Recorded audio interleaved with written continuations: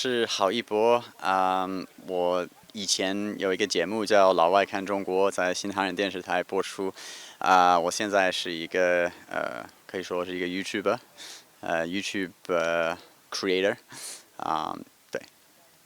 我很开心听到退党人数已经这么高了。因为我太太她是来自中国，她爸妈在中国大陆受迫害，他们在劳教所里被关了3年，因为他们练法轮功。我们有几次他妈妈有一次他妈妈被抓了，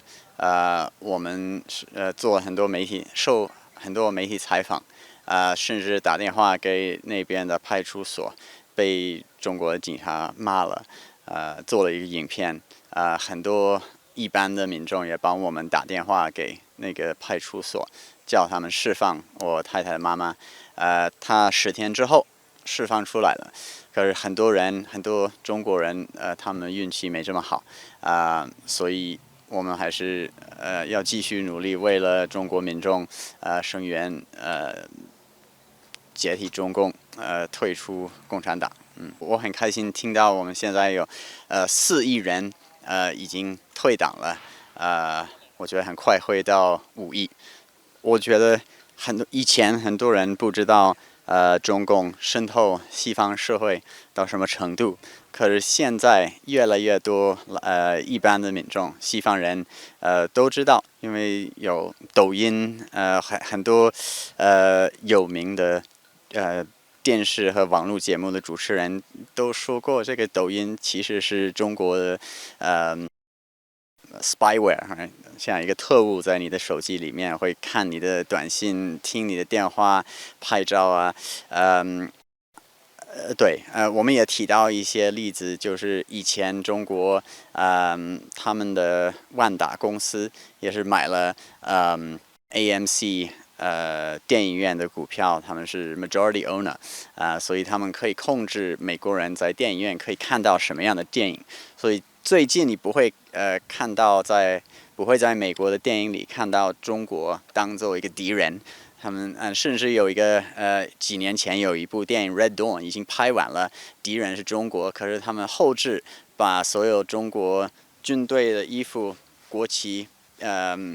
变成一个朝鲜的国旗，把声音重新录了，用韩国话，所以把那个电影里面的敌人从中国变成朝鲜。所以现在这样的例子越来越多，很多人都知道中国他们是用这个软势力影响我们的国家，从里面因为他们的军队没有办法没有办法赢，对，所以他们是用这个软势力这个方式来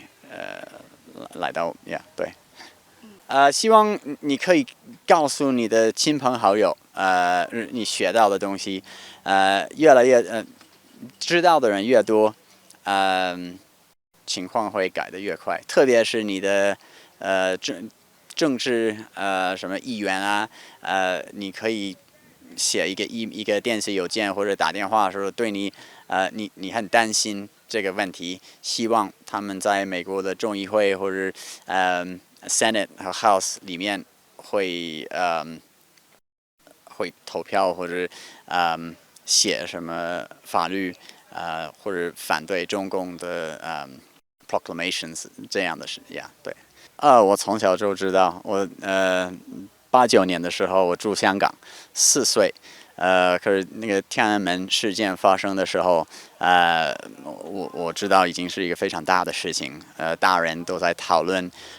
我们去香港有一个地方，我忘了是在哪里，可能是香港政府的办公室什么地方，我们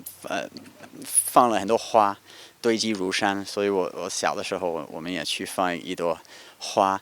然后9岁搬到英国，可是我后来一直关注中国和香港的情况。2014年我去香港采访那些占领中环的人，黄之锋等等那几个人，很多我们采访过的现在在监狱里。